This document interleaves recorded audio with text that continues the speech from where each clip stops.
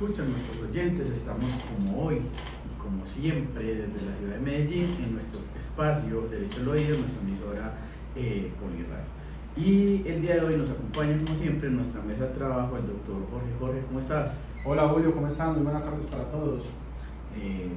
Muy buenas tardes a todos y recuerden que estamos desde nuestras redes sociales TikTok e Instagram, TikTok Derecho al Oído, Instagram Derecho Poli, donde nos pueden seguir y nos pueden ir haciendo todos los comentarios que consideren pertinentes para nuestro programa. El día de hoy nos acompaña en nuestra mesa de trabajo la doctora Alejandra Rubio, quien es nuestra nueva directora del consultorio jurídico.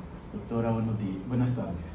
Buenas tardes a todos los presentes. De antemano, mil gracias por la invitación a ustedes el día de hoy. Es un gusto para mí estar en esta mesa de trabajo, como bien lo explicaste Julio, para hablar un tema muy particular y creo que es de cultura general, no solamente de los estudiantes de Derecho ni nosotros como profesionales en Derecho, sino de toda una comunidad en general. Es el derecho de petición, Julio. Sí, muchas gracias Jorge. Yo creo que ese tema, qué bueno que esté una abogada experta que nos pueda abordar acerca de los pormenores y de qué se trata ese derecho fundamental de petición y además que nos aborde cada uno de esos casos particulares. Julio, vos acabas de mencionar algo que me parece muy interesante y es por qué debemos de considerar el derecho de petición como un derecho fundamental. O sea, ¿cuál es la importancia y cuál es la trascendencia de esto, profe Aleja o Alejandra?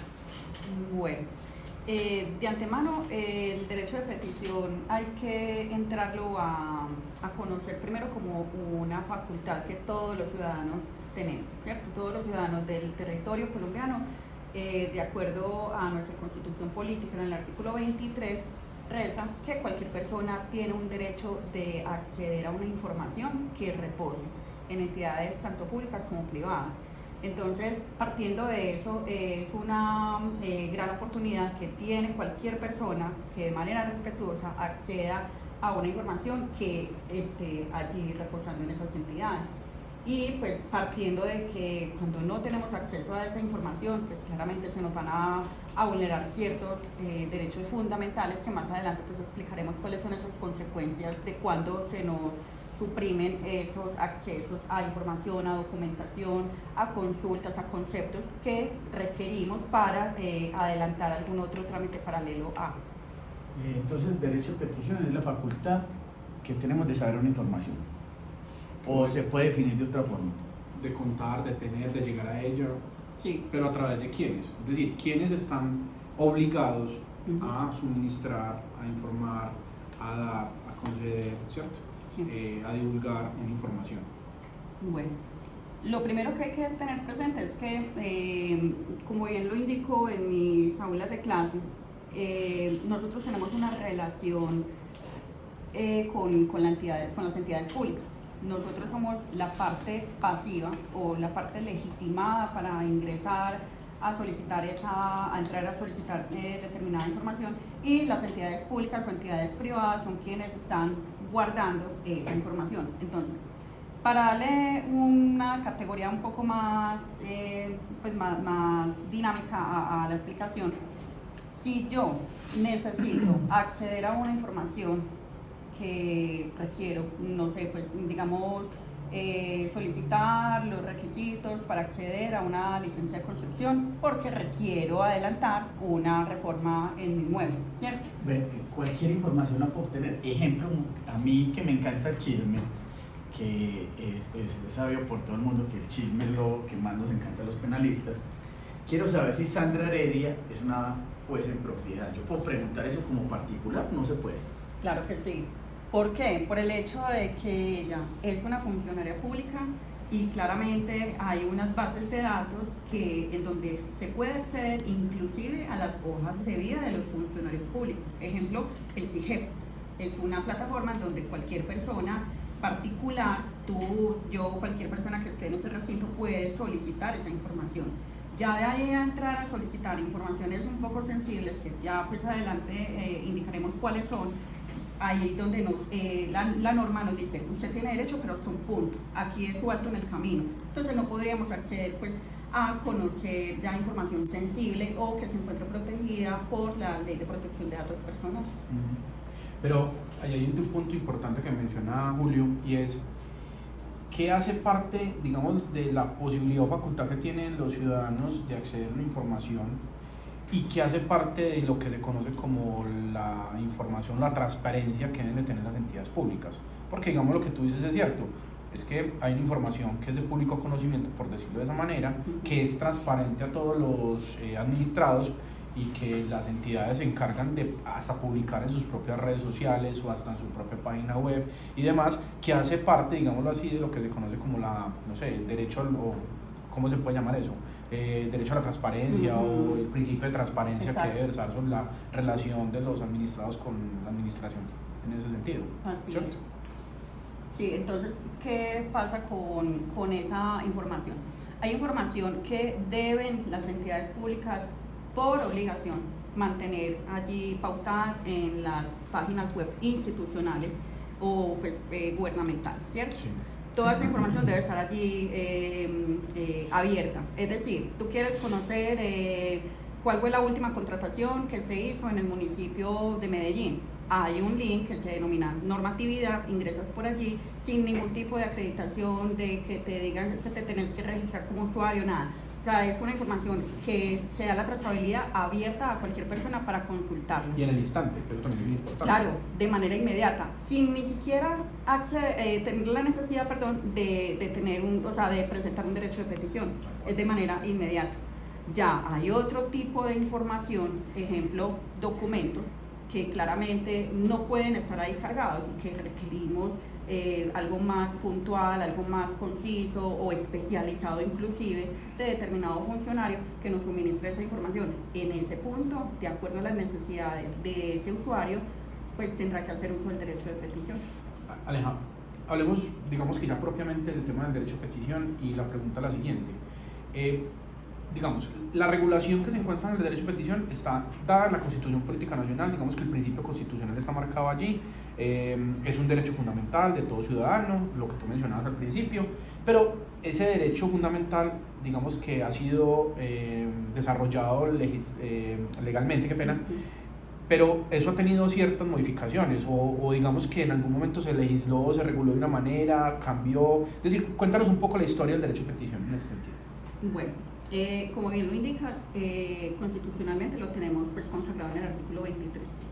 Esta normativa constitucional se ha mantenido, solo que hubo una necesidad por parte del legislador en el 2015 de emitir la ley 1755. En este caso, es esta ley la única que está regulando actualmente ese derecho a la información a través del derecho de petición. Entonces es una ley que se encarga de regular de principio a fin cómo opera ese derecho y esa obligación que tienen las entidades públicas de suministrar la información y nuestro derecho de acceder a esa información. Pero entiendo que en el Código de Procedimiento Administrativo y de lo contencioso administrativo estaba regulado en un capítulo el derecho de petición, pero también entiendo pues que fue derogado por la Corte Constitucional, no sé cuál fue la razón, si nos las puedes explicar pues sería súper bacano, y a partir de ahí es que se emite entonces, o sea, le dio la orden al Congreso para que legislara en ese sentido. Exactamente. Claro, si nos vamos un poco más atrás, nos iríamos al decreto 01 del 84, que era el anterior Código Contencioso Administrativo. Luego nace la 1437 de 2011, que miremos ya, nos vamos en orden de tiempo. Cronológico. Allí ya se emite el nuevo Código de Procedimiento Administrativo y lo Contencioso Administrativo, que en un capítulo se dedica exclusivamente a indicarle a las entidades públicas cómo deben de suministrar esa información a través del derecho de petición previamente entregado por un usuario, ¿cierto?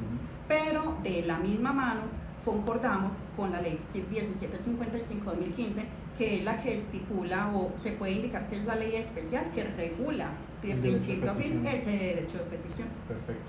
Bueno, y en ese orden de ideas, profe Alejandro, es la ley, digámoslo así, ¿cuáles son las clases de derecho de petición realmente? Es decir, ¿qué derechos de petición podemos observar o qué derechos de petición nos trae esa ley que nos mencionas? Se me olvidó el número en este momento. 1755. ¿Cuáles son las clases de derecho de petición que nos trae la ley? Bueno, hay unas clases de derechos de petición y en este caso podemos sesgarnos en dos. La primera es un derecho de petición de carácter particular y otro de carácter general. Las de carácter particular son aquellas solicitudes de información que solamente me atañen a mí o me van a involucrar un derecho o una obligación a mí directamente, a una persona en particular, que requiero de manera intrínseca conocer, de manera directa. Pero tenemos de otro lado el derecho de petición de carácter general, que es solicitar que Alejandra presente ante una administración pública el acceso a una información que tiene efecto erga omnes, que tal vez esa decisión o esa información que va a salir a la luz pública nos afecta a todos. Entonces, en ese orden de ideas, tengo todo el derecho, porque bien ya lo tenemos enmarcado desde la Constitución, una ley especial, y tenemos un código de procedimiento administrativo que nos está indicando, tenemos el derecho de acceder a esa información, incluso de carácter general. Ejemplo, conocer, bien lo estaba diciendo ahora al principio, cuáles son los requisitos para acceder a una licencia de construcción. Si bien me está, digamos, estoy buscando que me beneficie a mí, porque requiero saber puntualmente cuáles son esos requisitos, nótese que internamente debe haber una norma que regula a todos en general cómo opera, qué sé yo, Secretaría de Planeación en ese municipio, para indicarnos a todos un listado de requisitos para acceder a esa licencia mencionada. Es decir, digamos que ese de interés general, ¿cierto? Se puede utilizar o puede ser un mecanismo para hacer un control ciudadano, es decir, si yo quiero conocer en qué se gasta la plata el alcalde de Medellín y su equipo de trabajo, bueno, y mil cosas, ¿cierto? Podría llegar o acceder a esas informaciones a través del derecho de petición, pero en carácter general. Ok, perfecto. Correcto. Yo tengo una pregunta, pues que ella decía, la doctora Alejandra decía, yo puedo pedir una información y hay otra que encuentro en internet, hay otra que encuentro que están obligadas las entidades públicas a colgarla en internet, pero puede que esa información que yo requiera es reservada. ¿Cómo sé que la respuesta que me está dando la entidad si es una información de reserva? Por ejemplo, yo le pregunto a empresas públicas, infórmenme quién es el gerente, y ellos me dicen es una información reservada. ¿Hay alguna ley que regule esa reserva de datos o la entidad la que determina cuál es la información reservada? Bueno, Julio, justamente la información y documentos reservados lo regula la 1755 en su artículo 24. Allí, de manera puntual, esta ley nos enlista 8 puntos que solamente van a estar sometidos a reserva legal y constitucional inclusive, ¿cierto?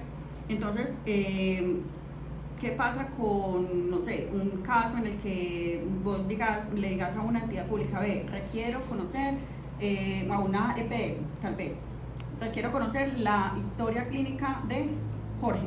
No, por ejemplo, soy el abogado de Flamingo, requiero la dirección de Jorge porque no me ha pagado la cuota.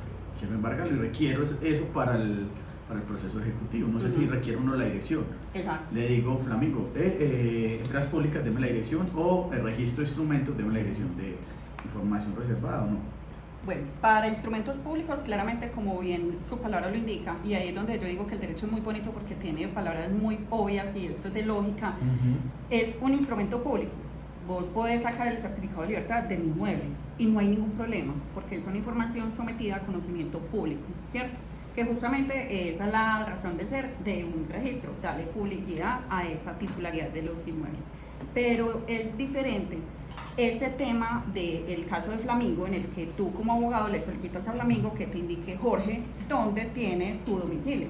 Hombre, Jorge en algún momento, y esto va también a trascender internamente en las entidades o empresas, ¿de qué manera están dando aplicación a la ley de tratamiento de datos personales? Porque si en algún momento Jorge pactó con Flamingo, no va a suministrar mi información personal porque eso es una base de datos que solamente le estoy suministrando a usted por un tema contractual, comercial, qué sé yo, Flamingo tendrá la facultad de negarte el acceso a la información que Jorge reposó allá internamente.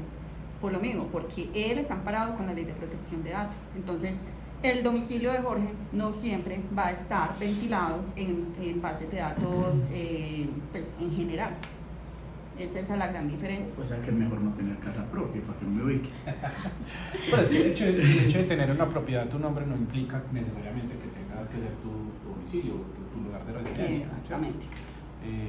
Eso es una investigación que tendría que hacer en ese sentido el acreedor para poder notificar si es, pues, digamos que anteriormente como se daba, o obtener el correo electrónico de notificación de la persona, ya sea notario jurídica. Así es. Bueno, continuemos entonces con el derecho de petición. ¿Cómo yo acudo a un derecho de petición a una entidad? ¿Lo hago por escrito? ¿Acudo a una página de internet? ¿Cómo se presenta una petición? Bueno. Oral. Pues no sé si ir y hacer una pregunta oral será un Verbal. derecho de petición, pues de manera oral o verbal. Me gusta más el oral que la verbalidad. Bueno, tenemos dos modalidades y dirán, hombre, pues una petición verbal no existe. Hombre, vámonos a leer entonces la 1755.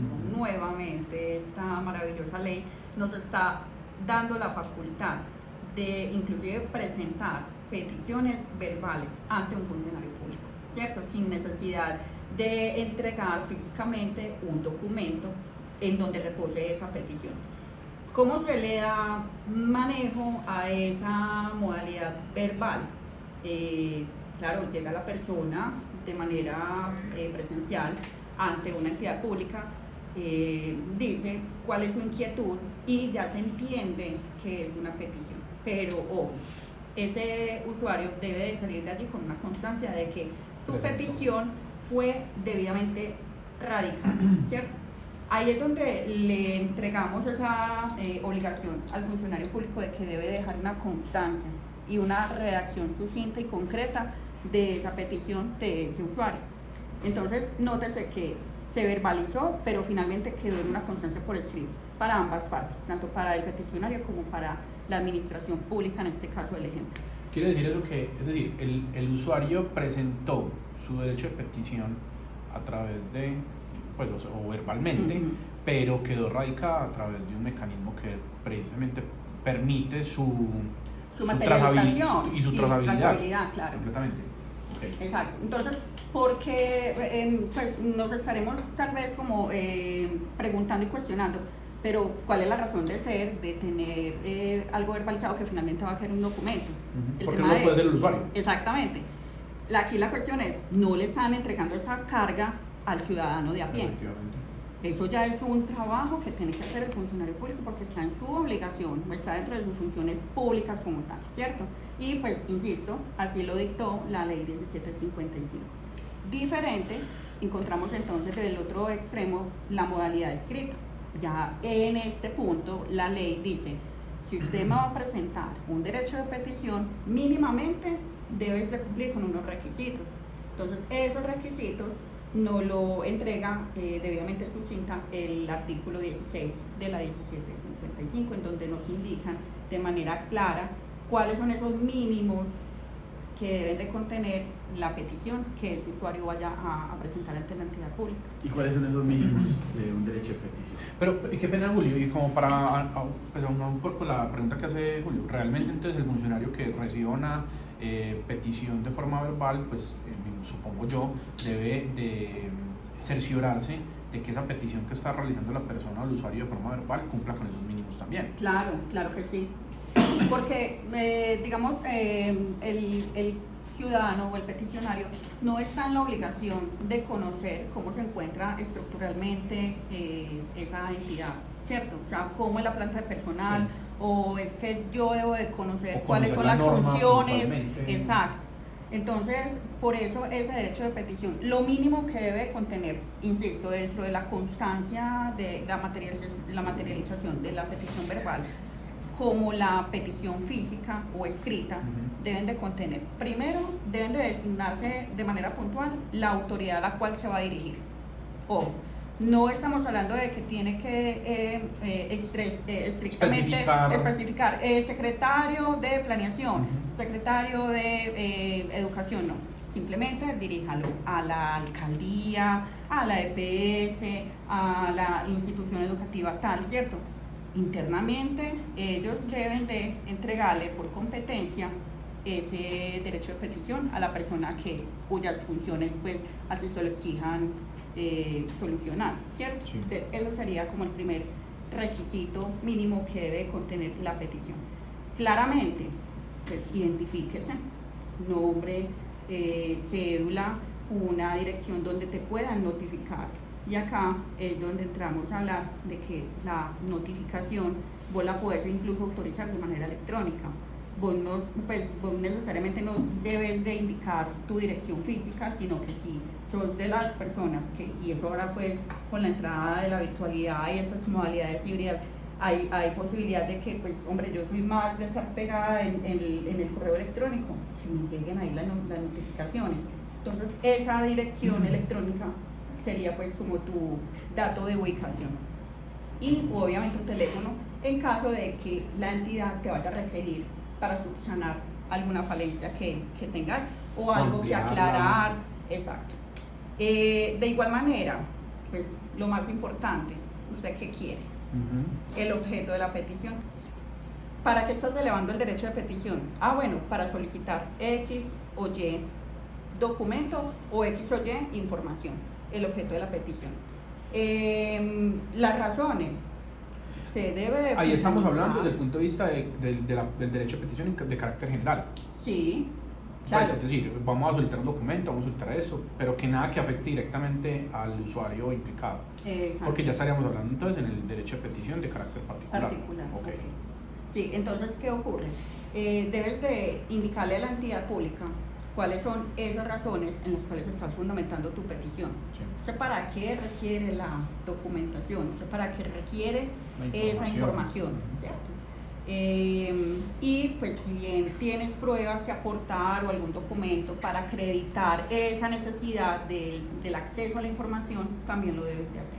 Pero ahí es importante hacer como una aclaración, profe, y es, no es decir, no es para usted para qué utilizar la información del documento, porque realmente la entidad no le interesa, no le debería interesar. Exacto. Realmente. Es usted puntualmente qué está solicitando. Así es, ¿Cierto? exacto.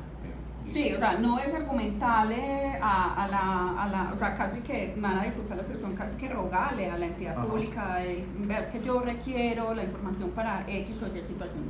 Es básicamente usted fundamentar el por qué necesita o por qué requiere urgentemente esa información, pero sin necesidad de estarle dando explicaciones a la entidad pública, porque pues ya rompe con ese principio también del derecho a la privacidad y la necesidad de la información o documentación que usted requiera para tal fin. De acuerdo.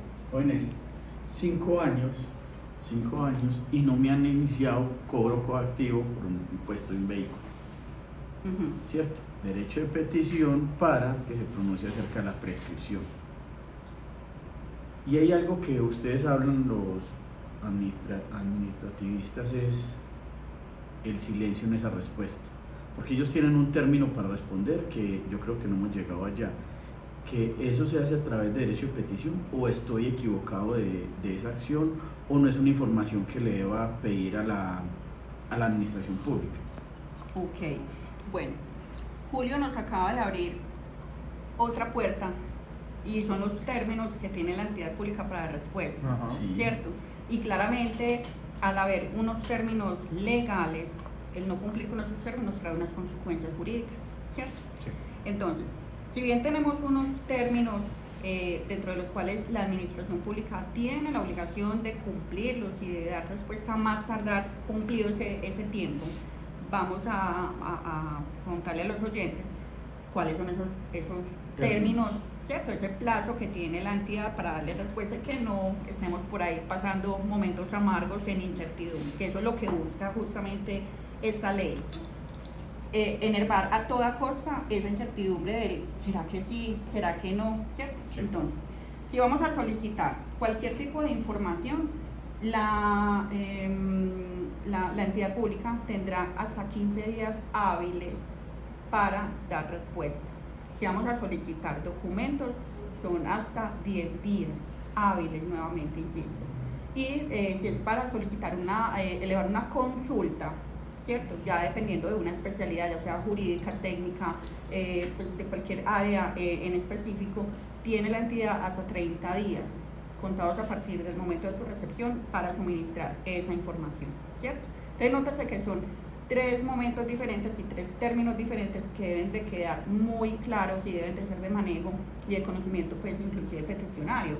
Debe inclusive, cuando una persona va y presenta de manera verbal su petición, lo mínimo que debe hacer el funcionario público es decirle, bueno, en 15 días te contestamos, o en 30 días te contestamos, o en 10 días te contestamos, a fin de que, insisto, enervar a toda costa esa incertidumbre con la que el peticionario de a pie llega a hacer, pues a elevar sus solicitudes. Hay algo... Pero qué pena, Aleja, aquí no existe la distinción que estamos marcando ahorita de si es información de carácter general o si es información de carácter particular. Esos términos son los mismos. Generales para ambas modalidades. Ok, perfecto, listo. Bien. Entonces, bueno, y un temita muy importante. Nosotros estamos acá hablando de tema escritural y tema de solicitudes verbales. ¿Dónde quedan las PQR, que son los links que deben de tener todas las entidades públicas colgados en sus sitios web gubernamentales? ¿Qué manejo, qué tratamiento se le da? Exacto. Cualquier persona puede ingresar a cualquier página web institucional y allí todas las entidades deben de tener un link, un botón de navegación, un enlace de PQRSF, ¿cierto? ¿Para qué? Para que cualquier persona, indiferente de su calidad, acceda y pida esa información, o presente esa queja, o presente su felicitación, o cualquier situación pues que reza pues en esa sigla, ¿cierto? Sí. ¿Qué significa PQRSF? Vea, la P son las peticiones, la Q, queja, PQR, La R, reclamo, Repetición. no, reclamo, Yo creo que era La S, volver a pedir la sugerencia. petición. la R, solicitud, la F, solicitudes, felicitación. Solicitudes. Sí. Y la, ¿cómo? ¿Sugerencia o solicitud? Sugerencia, y la F, felicitación. Así es, felicitaciones, muy bien. Entonces, Tenemos que abrir ese enlace en este programa. Sí, para felicitar. pero con la F, pero con la F.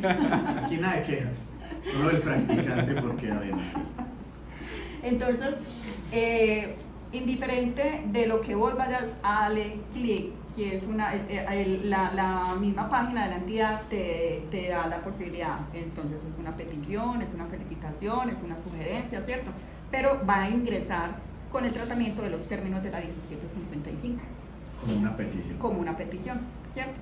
Entonces, miremos que nuevamente dan otra alternativa, inclusive mucho más jovial para ese ciudadano de a pie que no tiene tal vez o una impresora a la mano para estar imprima documentos, no tiene posibilidad de acercarse personalmente ante una entidad pública, sino que lo puede hacer incluso desde su celular como tal.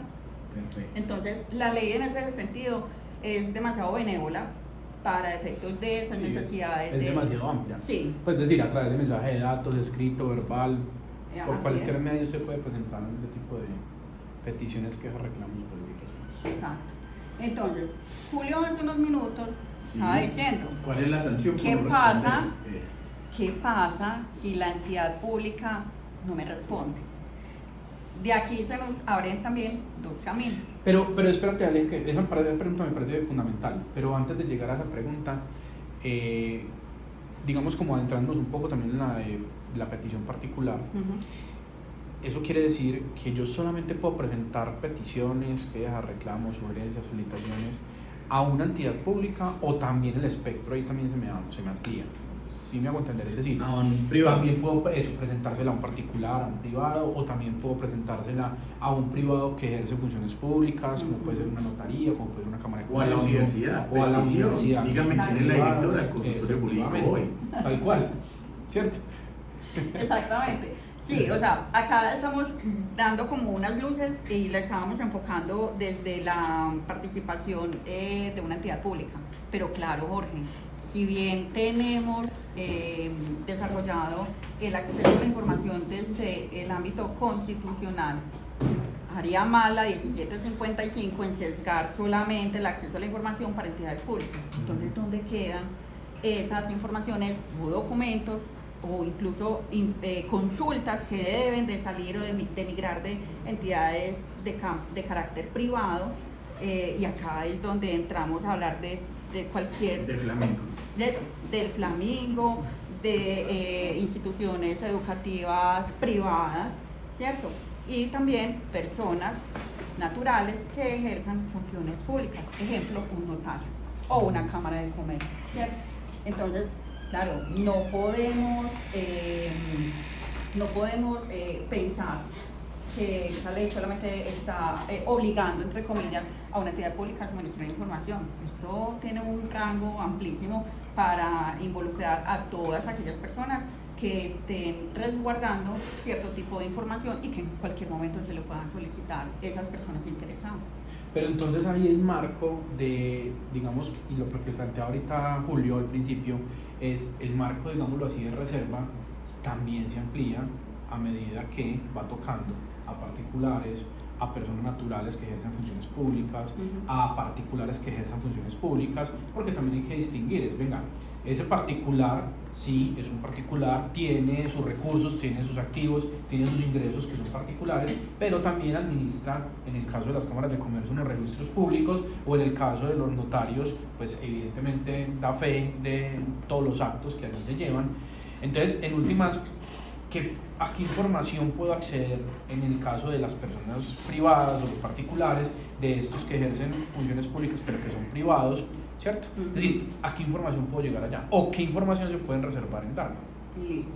Bueno, claramente como tenemos la norma ideal para ello, la 1755, genera este tipo, o sea, da un margen de aplicación para cualquiera de esas personas que previamente mencionaste, Jorge. Sí. Entonces, quiere decir lo anterior, que todas esas personas están obligadas no solamente a cumplir el término de respuesta, dentro del término de respuesta, sino que también estarían cubiertos por ese listado, esas 8 informaciones que se encuentran sometidas a reserva, de acuerdo a la actividad comercial propia de cada entidad privada, de acuerdo a las funciones jurisdiccionales o funciones administrativas que se desplieguen de esa entidad pública o de ese notario o de esa cámara de comercio, ¿cierto? O sea, todos van a quedar cobijados con esa misma restricción. Eso sí, cualquier persona puede ir a solicitar la historia clínica de Jorge, no, solamente lo podrá hacer su titular. En su efecto, una persona que Jorge previamente haya autorizado exclusivamente para acceder a esa información que está blindada por esa reserva legal. Eso es bien importante, sobre todo en el caso de los abogados que asesoramos empresas, que asesoramos pues, de pronto este tipo de entidades, porque en últimas no todo es, o digamos que sí, revierte digamos esa connotación o ese carácter de información no sé, general, o que todo el mundo pueda tener acceso a ella, ¿cierto? Hay información que a pesar de que prestan unos servicios o que prestan o administran unas funciones o que tienen unas funciones públicas, qué pena, pues no toda la información es pública. Así es. Y se me ocurre algo, y es que el pasado 18 de julio de 2025 la Comisión Nacional de Disciplina sancionó a un funcionario público porque presentó una incapacidad falsa, ¿cierto? Lo destituyó y lo sancionó a 12 años de inhabilidad, ¿cierto? Yo, empleador del juzgado, le tengo que ir a acceder a esa historia clínica porque no le creo en esa incapacidad. Y ya me estás diciendo que eso es reservado. Yo como me doy cuenta como entidad que efectivamente o como nominador del empleador que esa incapacidad es original o falsificada. Entonces tengo que acudir a través de derecho de petición o me van a decir eso es reservado, entonces me quedo con la posible falsedad de que me está diciendo el día del incapacitado, el día en que empieza el mundial en Estados Unidos. Tan raro. Exactamente. O sea, hay una información que se migra a través de bases de datos. Las bases de datos propiamente de ese despacho judicial es pues, tener mínimamente su hoja de vida de los funcionarios que tienen bajo su lupa, puede ser, pero bajo su manejo. Pero la información de esa historia clínica de ese funcionario en particular, que fue pues un tema muy sonado inclusive pues en nuestro gremio de docentes y demás, pues ese nominador de ese despacho judicial, pues si no tiene acceso a esa información, pues deberá de agotar ya el derecho de petición, pero la entidad de salud tendrá tal vez esa facultad de decirle, venga, qué pena, pero eso es reserva legal. ¿Cómo puede darle, suministrarle esa información basado en qué?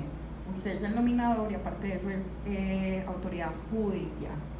Entonces, acredíteme que usted tiene esas funciones jurisdiccionales y que usted es orden judicial para poder acceder a eso, y eso sí, motívenme cuál es la necesidad de acceder a la historia clínica de ese empleado suyo.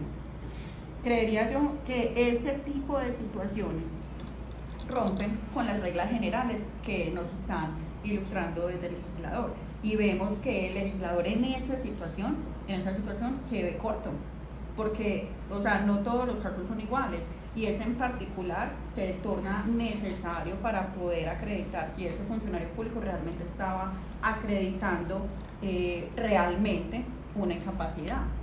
Entonces, ahí es donde puede romperse esa brecha de esa reserva legal de documentos. Realmente lo que nos lleva a eso es a que un juez de la República, que sería la autoridad competente en este caso, una autoridad administrativa, le solicite a la entidad o la EPS o a la IPS que le prestó el servicio, pues digamos que certifique si es original o no. Exacto. Pero no digamos que a través de un medio como el derecho de petición se puede llegar a él. Exacto, o sea, no podríamos estar hablando de que es una petición de un nominador a una entidad, no.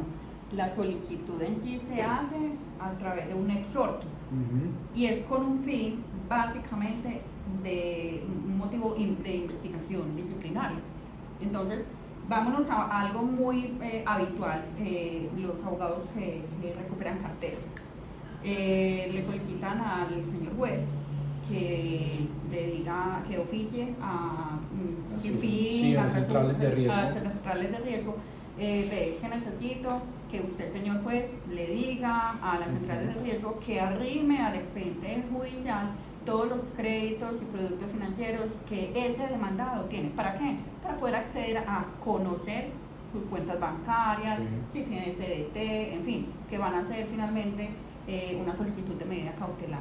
Pero uno directamente no puede, o sea, yo lo puedo hacer, yo puedo hacer el derecho de petición ante esas centrales de riesgo, van a decir, qué pena, usted no es la titular de esa información, a menos que llegue ante nosotros una autorización o una orden judicial de esa, o sea, en ese orden de ideas no lo podríamos entender. Es que el juez le envió un derecho de petición a las centrales de riesgo, no, es una orden judicial netamente. Pero no tiene los términos de respuesta al derecho de petición, no, ok, porque es que a eso es lo que vamos. ¿Cuánto es el término para responder? Y tú me dices, me hablas de un exhorto, o es un oficio, o es otra cosa, o lo podemos equiparar esa información a la que se está pidiendo el ciudadano de a pie a una entidad. Pues a ver, la cuestión es que cada procedimiento pues tendrán sus necesidades en cuanto a tiempos legales. ¿Para qué? Para avanzar en el trámite. Te soy sincera, dentro de mi experiencia pues como litigante, se pueden haber visto situaciones en las que las entidades son muy acuciosas y contestan en cuestión de 8 días, 10 días, mira que estamos hablando por debajo incluso de esos 15 días que nos entrega la norma. Pero a pesar de que sea una orden judicial. A pesar de que haya emitido una orden judicial previamente, como hay otras veces que se quedan totalmente en silencio, y pues ya toca que uno como abogado le diga al señor juez, venga, requiéralo si usted no han dado respuesta, ¿cierto? Entonces, lamentablemente se nos vuelve como un canto a la bandera el hecho de que, bueno, tenemos aquí los términos legales, pero de ahí los están cumpliendo fehacientemente, no.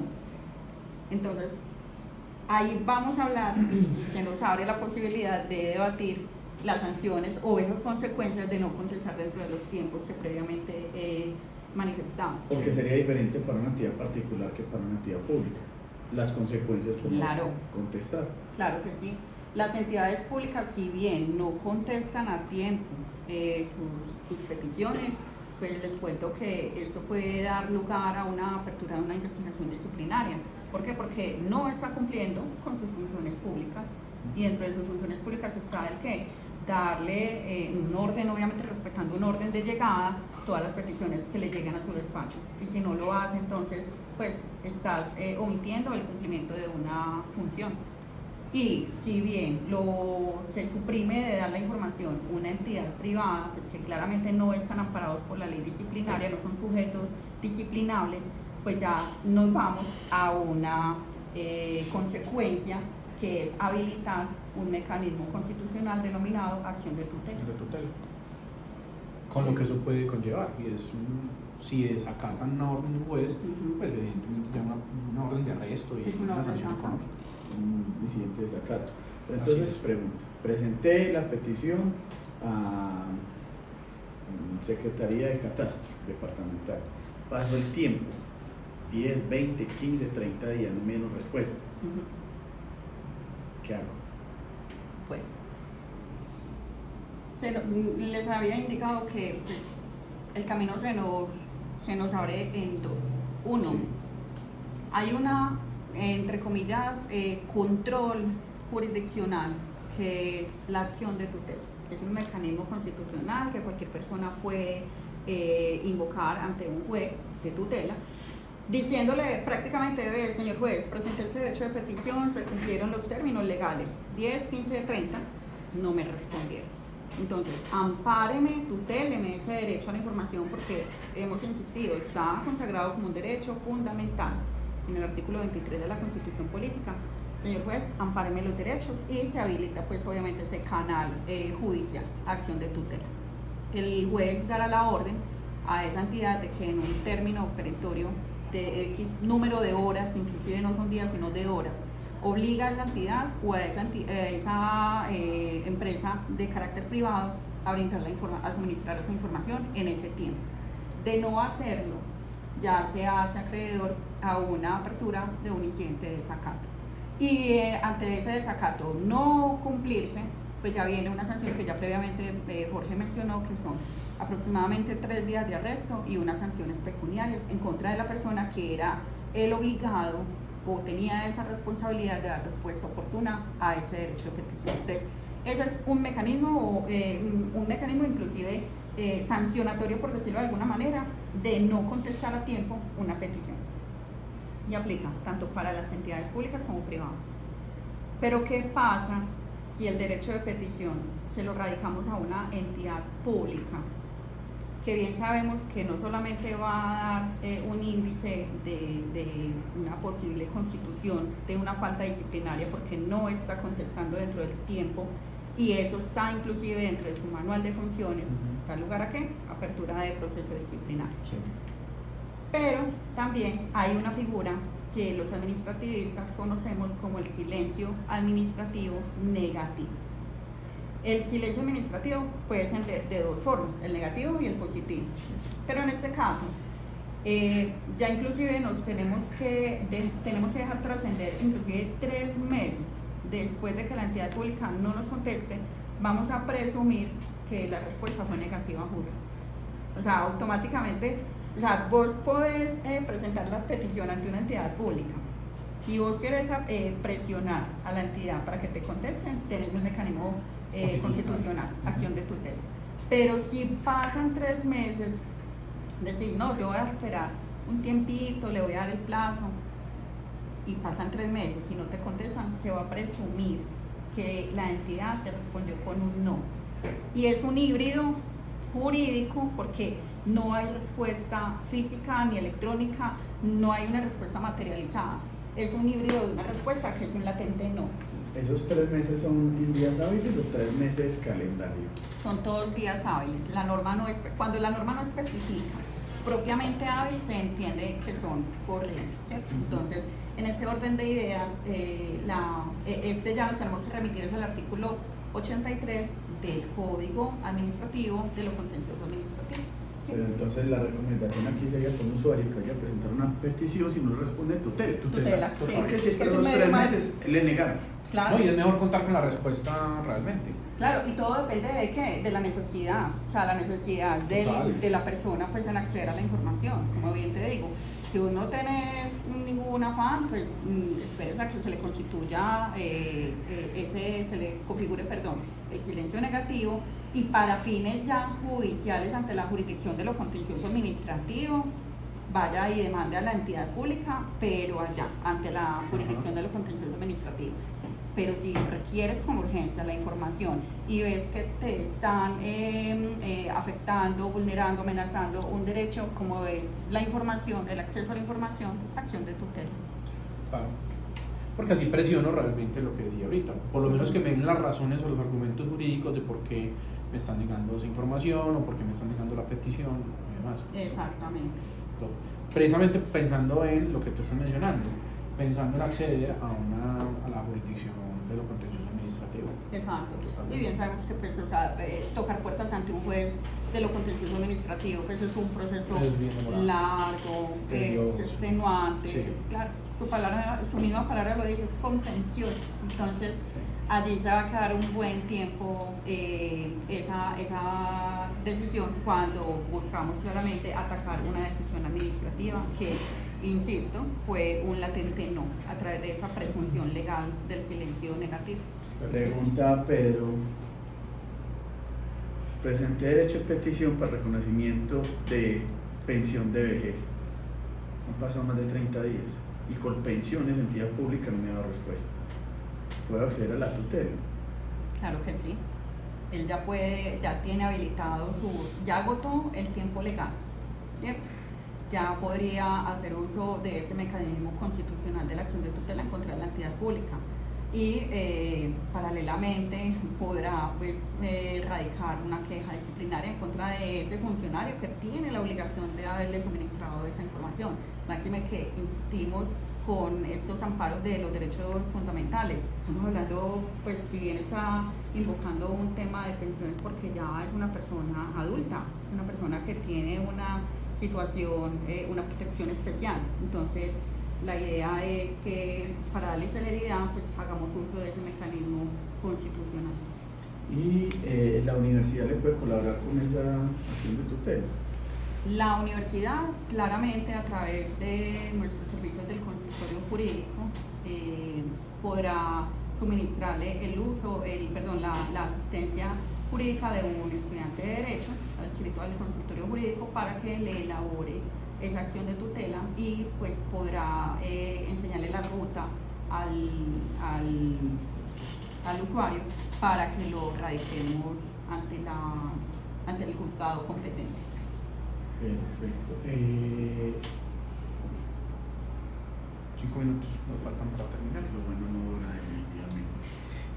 Doctor Alejandro. Y pregunta por aquí Valentina, que si pide. Valentina sí, es asidua. Valentina, no, está seguidora de sí, nosotros seguidora cada de este 8 programa. días. No sé, Me encanta, estamos Valentina, con Hugo, saludos. Valentina no nos suelte. Y no pregunten el apellido de Valentina.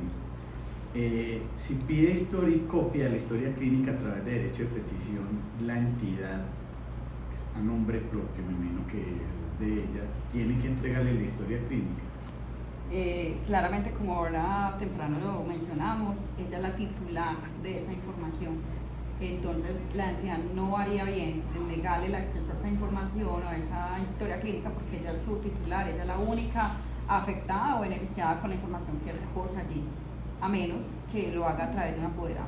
Pero claro que sí, tendría derecho total a acceder a su propia historia clínica. Pero ahí sí. me surge una pregunta, ¿como agente oficioso le podría hacer? Bueno, si es para efectos de información sometida a reserva legal, la agencia oficiosa en sí no sería lo ideal, Sí. porque es que están rompiendo con Sí. es algo que se ratifique expresamente, supongo yo. Sí, claro, o sea, que la entidad llegue y haga el control y Valentina, vos conoces a Jorge Rincón que está por acá pidiendo tu historia clínica. Es un control que debe hacer la entidad, pero en el momento de que Valentina niegue que conoce a Jorge, que ella no sabe quién es Jorge y que le iban a entregar información muy específica de su condición médica a un extraño que no es titular claramente, que estamos afectando claramente otro raigambre de derechos constitucionales y fundamentales de Valentina. Pregunta, y termina Valentina preguntando que quién debe asumir el costo de las copias de su historia clínica. Bueno, sí, la cuestión es que si en este momento la entidad tiene cómo suministrar de manera digital esa historia clínica, pues lo podrá hacer a través de un mecanismo electrónico. Pero si es de manera física, lo necesita por escrito, tangible el documento, lo deberá asumir ella. Y ese valor se lo debe de informar la entidad de cómo pagar, ante quién y el tiempo del suministro de la misma. O sea, la respuesta al derecho de petición, si requiere el aporte de un documento, es carga del peticionario. Sí.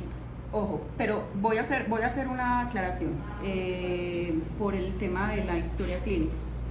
La información, si bien reposa allí, o sea, no tendría ningún costo, pero si, por ejemplo, Valentina solicita información que pues no necesariamente es una historia clínica, sino un documento totalmente diferente, una información exógena, ahí sí le deben de imponer un costo, pero la historia clínica en sí no tendría ningún costo. La entidad tiene que asumirlo y entregárselo fidedignamente ante su titular, que sería ella. Quiero que para que entremos en la parte final nos digas cuál sería la estructura de un derecho de petición. Ahorita donde diste los requisitos. Sí. ¿Y cuál es la estructura? ¿Cómo debo yo hacer una petición? La persona que me está escuchando acá, las personas que me están escuchando, ¿cómo deben hacer un derecho de petición? ¿Hay un modelo, hay una estructura, hay algo que seguir? ¿O dónde se pueden dirigir el momento que necesiten hacer un derecho de petición? Bueno. Realmente la ley 1755 no limita a un modelo en particular. En internet encontramos muchísimos, pero para que esa persona vaya a la fija y se encuentre un poco más acentuado de acuerdo a este mínimo de requisitos legales que exige o que debe contener esa petición, pues se puede inclusive hacerle pauta a los servicios del consultorio jurídico. Cualquier persona puede acceder de manera gratuita a los servicios del consultorio jurídico, en donde un estudiante de Derecho que bien se está formando exclusivamente en este tema jurídico podrá elaborarle de manera mucho más precisa, mucho más acertada, cumpliendo a cabalidad con los mínimos requisitos de la ley 1755, un modelo de derecho de petición que pues claramente podrá salir avante con la petición que él o la información que él desee acceder. Acá le hacemos el acompañamiento al peticionario desde la petición y lo seguimos con la tutela, ¿o sería una solicitud diferente? Sería ya una solicitud diferente, porque internamente se manejan unos tiempos perentorios también para el estudiante, lo cual pues haría mal la universidad en indicarle a un estudiante que quede atado a una respuesta que, bueno, la razón de ser o el deber ser, perdón, es que lo contesten dentro de los 15 días de julio. ¿Qué pasa donde la entidad no conteste? ¿Cómo vamos a dejar un estudiante, incluso a un usuario, sometido a una espera que no se sabe si van a cumplir al día 31, al día 16, al día 60? Entonces ya se abriría posibilidad de presentar una nueva consulta para adelantar o una acción constitucional por no contestar a tiempo ese derecho de petición o constituir el famoso silencio administrativo negativo. Doctora, para cerrar quiero que hagamos unas recomendaciones a nuestros radioescuchas acerca de cómo presentar correctamente un derecho de petición o si siempre debe ser en compañía de un abogado. Bueno, la norma no exige tener un derecho de postulación, ¿cierto? Es un mecanismo que, si bien es constitucional, mal haría el legislador de imponer ese uso o ese apoderamiento de un abogado en ejercicio. Entonces, cualquier persona podrá, de manera incluso por fuera de un formalismo exigido por ellos, por la entidad pública, hacer uso de esa petición. Entonces, insisto, lo mínimo que debe de contener esa petición, que puede ser de manera escrita, de manera verbal o a través de los botones de las PQR de las diferentes entidades, es nombre de la entidad a la cual te estás dirigiendo, el nombre completo tuyo, con tu identificación y mínimamente un dato de contacto en donde se te lleven a cabo las notificaciones en caso de respuesta, o sea, dónde te van a ubicar en caso de una respuesta. El objeto de la petición, qué vas a pedirle, qué le estás pidiendo a esa entidad pública y claramente pues suministrar, insisto, una información muy clara, respetuosa, eso sí, para que la entidad te pueda suministrar ya sea el documento, emitir la consulta o suministrar la información que vos estás requiriendo en ese momento. Excelente, doctora. Yo creo que quedamos muy bien con el tema de derechos de peticiones y quiero agradecer a todas las personas que nos acompañaron el día de hoy en este programa de Derecho al Oído. Espero que nos acompañes de nuevo aquí, doctora Alejandra, cuando estemos hablando o abordando temas acerca de tu nuevo cargo. Recuerden que Derecho al Oído busca siempre acercar la ciudadanía para que aprendan la defensa de los derechos fundamentales y nos vemos como siempre dentro de 8 días. Muchas gracias. Mil gracias a ustedes. Feliz día.